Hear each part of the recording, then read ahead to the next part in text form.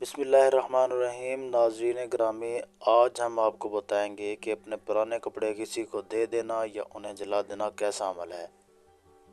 آج کل کے دور میں مرد و خواتین کے ذہن میں یہ بات پائی جاتی ہے کہ بجائے کہ ہم اپنے پرانے کپڑے کسی اور کو دے دیں، انہیں جلا دیں تو یہ زیادہ بہتر عمل ہے۔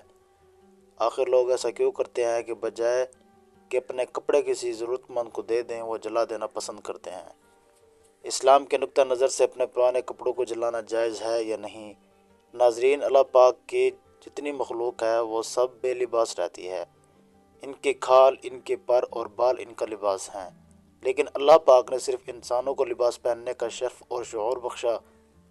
ناظرین گرامی، آج آپ کے لیے ایک ایسا عمل لے کر حاضر ہوئے ہیں، کچھ ایسے کام ہیں کہ جن کو کرنے سے آپ کی نیکیوں کے وزن میں اضافہ ہو سکتا ہے اور اللہ تبارک و تعالیٰ آپ کے گھر کو رزق سے بھر دے گا، آپ کی زندگی میں آسانیاں پیدا کر دے گا، آپ کے مال میں برکت عطا کرے گا، آپ کی مصیبتوں کو ختم کر دے گا، بیماریوں سے شفا عطا کر دے گا۔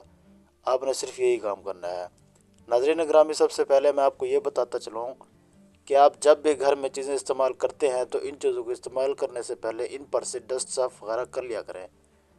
اکثر دیکھا گیا ہے کہ خواتین تھوڑی سستی کرتی ہیں اور گھر میں جو برتن اور کپڑے ہوتے ہیں، گھر میں جو فرنیچر ہوتا ہے، اس پر سے ڈسٹ صاف نہیں کرتی۔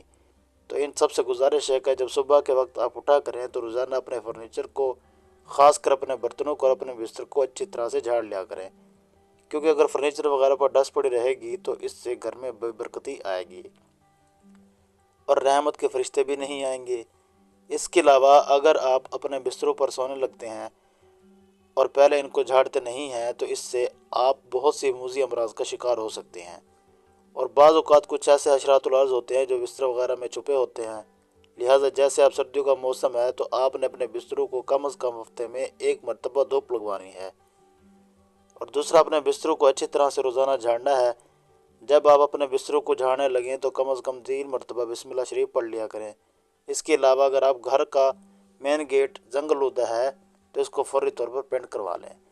اگر آپ بدلوا نہیں سکتے تو چھوٹا سا پینٹ کا ڈبہ لے لیں اور اپنے زنگ آلودہ دروازے کو پینٹ کروا کر خوبصورت کروا لیں۔ اس کی وجہ یہ ہے کہ اگر آپ کے گھر کا مین گیٹ زنگ آلودہ ہوگا تو گھر میں برکت نہیں آئے گی۔ آپ ہر طرح کی دعائیں بھی مانگتے ہیں، ہر طرح کی ذات بھی کرتے ہیں، تو ان تمام عمل کا کوئی خاص فائدہ نہیں ہوگا۔ اس کے علاوہ بہت سے ایسے بہن بھائی جو ٹوٹا ہوا جوتا پہنتے ہیں، جو ان کے لیے بہت ہی نقصان کا باعث ہے، اور یہ بات جان لیں کہ ٹوٹی ہوئی چپل پہننا آپ کے دماغ کو مخفی کر سکتا ہے، آپ کا دماغ ختم کر سکتا ہے، آپ کا دماغ ٹھیک نہیں رہتا ہے، جس کی وجہ سے آپ کسی کام میں پوری طرح توجہ نہیں دے سکتے۔ اب ہم اپنے مین موضوع کی طرف آتے ہیں۔ ہمارے بہت سے بہن بھائی ایسے ہیں جن کے پاس پرانے کپڑے ہوتے ہیں، تو آپ قرآن و سنت کی روشنی میں مختلف سوالات کا جواب بھی دیں گے کہ بہت سے پرانے کپڑے آپ کے گھر میں جمع ہو چکے ہیں، تو آپ ان کا کیا کریں۔ کوشش کیا کریں کہ پھٹے ہوئے کپڑے کسی غریب فقیر کو نہ دیا کریں، اور یہ جو پیشہ ور بھکاری ہوتے ہیں ان کو آپ ہرگز اپنے پرانے کپڑے نہ دیا کریں، بلکہ سب سے پہلے اپنے رشتہ داروں میں جو غریب اور مسکین لوگ رہتے ہیں، جن کے پاس کپڑے خریدنے کے لیے پیسے نہیں ہیں، تو بجائے کہ اپنے پرانے کپڑے ایسے ہی پھینک دینے کے، انہیں اچھی طرح سے دھو کر استری کر کے، جہاں کہیں سے پھٹے ہوں وہاں سے سلائی کر کے اور تھوڑا سا خوبصورت بنا کے اللہ کی راہ میں صدقہ کر دیا کریں۔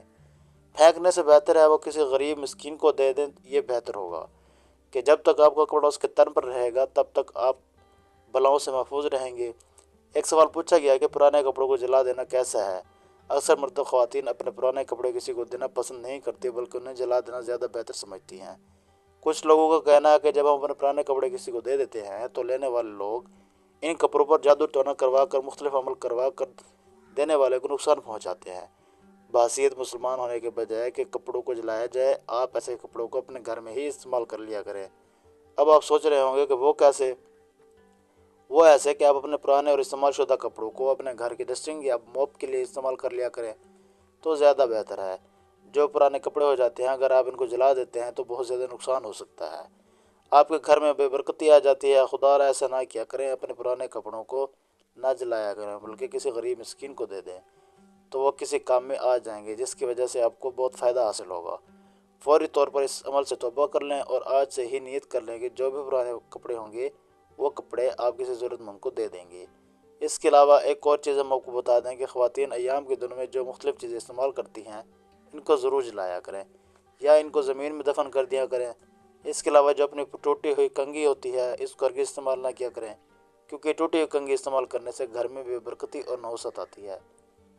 تو جب بھی آپ کی کنگھی کا ایک دانہ ٹوٹ جائے تو اس کو فوری طور پر پھینک دیا کریں۔ اس کے علاوہ آپ کے سر سے جو بال گرتے ہیں ان کو اٹھا کر زمین میں دفن کر دیا کریں، کیونکہ ایسا نہ کرنے سے بہت سے نقصانات ہو سکتے ہیں۔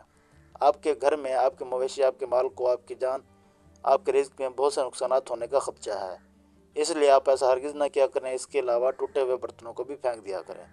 ٹوٹے ہوئے برتنوں میں کھانا کھانا بھی نحوست کا سبب بنتا ہے۔